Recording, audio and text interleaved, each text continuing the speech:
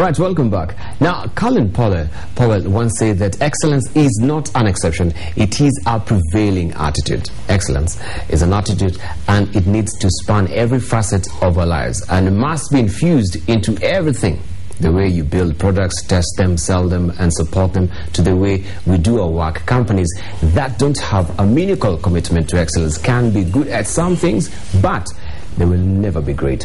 But too many companies focus on being excellent in only one axis of competition, and not all. Excellence is an attitude, and it needs to start at the top, and we'll explore this excellence also in our personal life, the way we communicate, the way we appear. What is excellence to you? And that is also the probing question that we're asking you this morning. And we're asking you, what does the term excellence mean to you? What does the term excellence mean to you? You can hit us on Twitter at NTV This Morning. That's our handle. NTV This Morning is our profile name on Facebook. And 5505 is our SMS portal. What does the term excellence mean to you?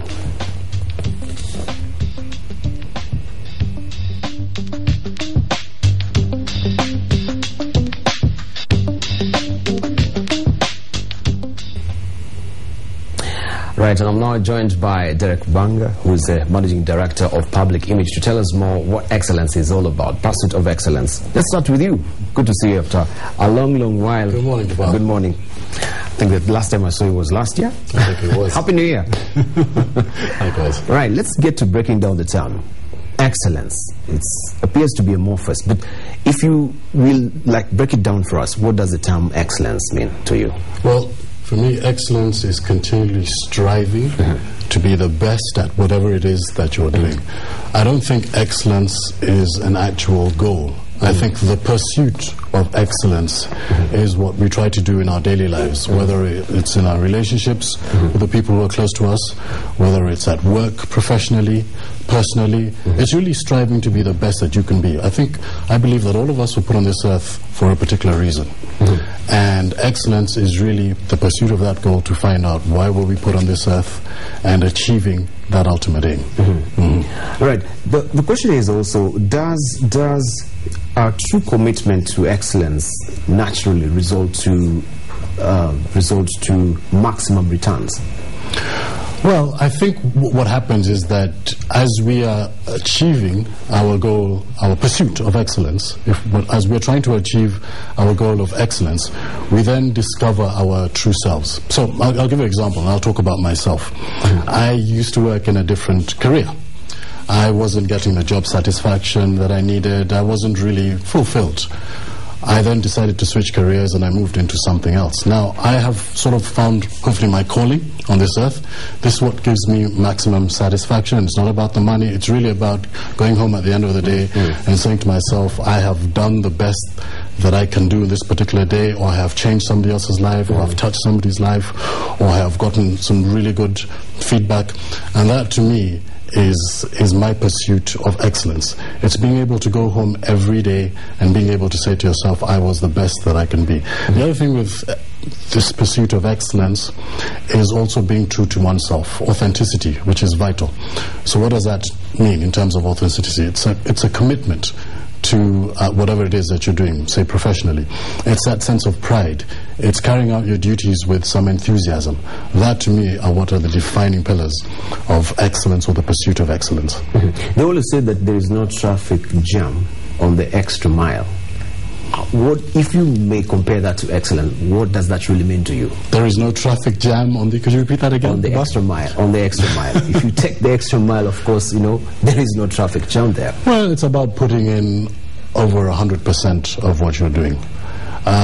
Making sure that you have given your all, whether it is in your relationship, whether it is at work, whether it's professionally, whether it's personally. It's giving your all. So at the end of the day, you can go home and say, whatever I achieved today, at least I gave 100 or 110%. I think that's what that means. Right, let's now populate this discussion down to your appearance. You say, yes, I'm excellent in my appearance. Before we move to communication and all, you as a person, you as a brand, how do you make sure that, yes, I'm excellent in the way I appear, or I'm feeling, yes, I'm actually in the pursuit of excellence as far as my appearance is concerned? Well, what are the elements that really goes into that? You know, Debal, I'm really big on that. I'm really big on the image that you give out to the world, because I really think it says so much about you. It's the message that you're giving out to the world in this pursuit of excellence. The pride that I have in my appearance, which lets other people know that I can do the job.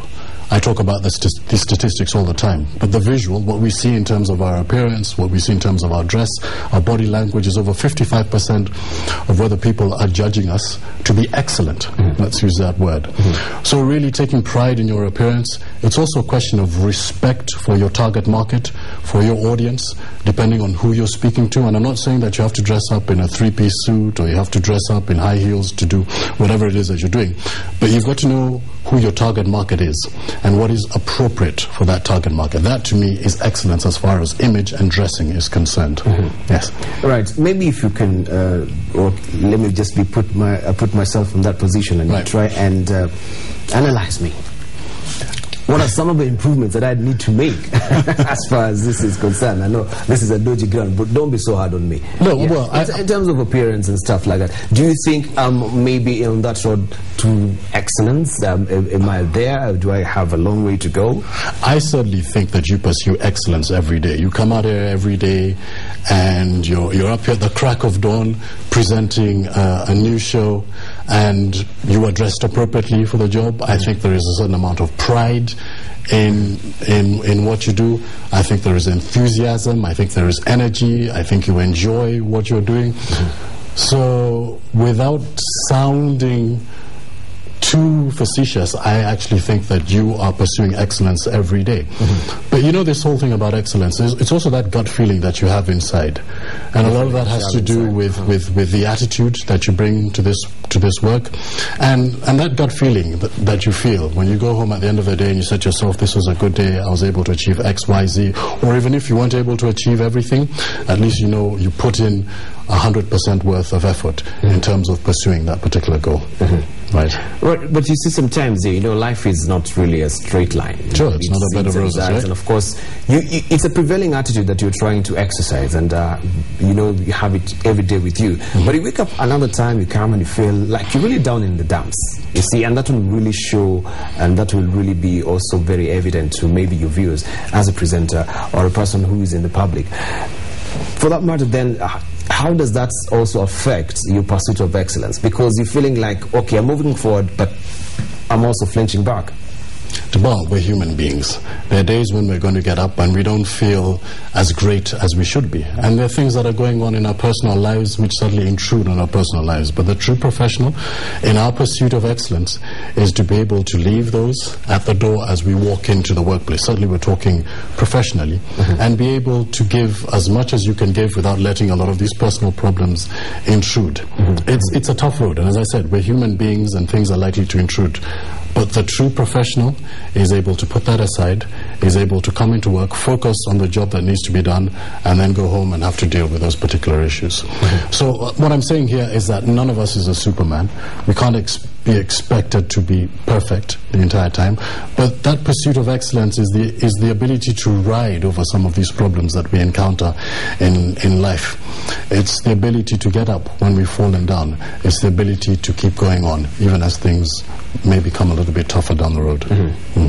Does your particular environment also enable you to exhibit that spirit of excellence? You know, you can be having that pursuit and ambition, you want to really be excellent, but the enabling environment there, do you think maybe also that can be a spawning ground for you to excel in what you do? You know, there are two types of people. There are people who look at the glass as half empty, and the people who look at the glass as half full.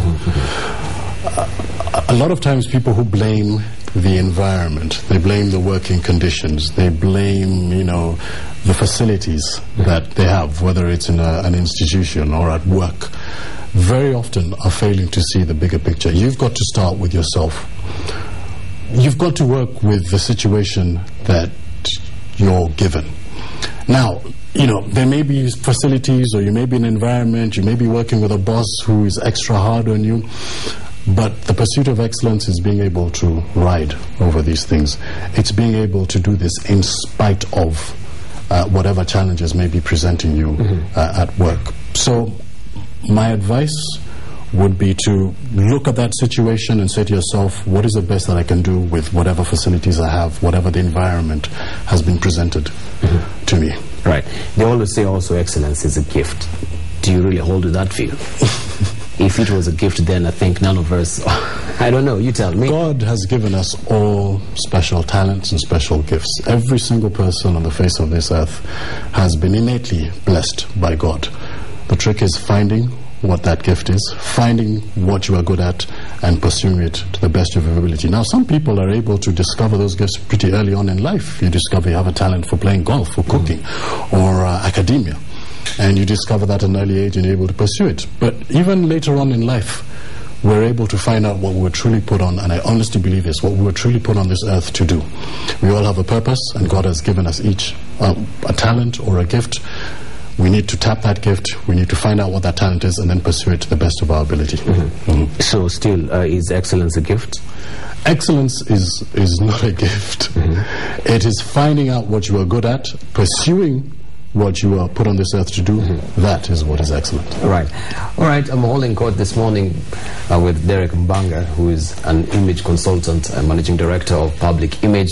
And we break away today from the heavy-going politics that we normally have, as, of course, this is a very, very heated time as far as politics is concerned, as we're heading towards the general election. And, of course, you can get fatigued with all the politics around. So today, on a lighter note, it's Friday, we are talking about excellence, pursuit of excellence. And I need to remind you the question of the day that we're asking you to send your comments and your contribution to, and that's the question is, what do you understand by the term excellence? What does the term excellence mean to you? Hit us on Twitter. Also, we're on Facebook. NTV This Morning is our Facebook profile name. 5505 also is our SMS portal.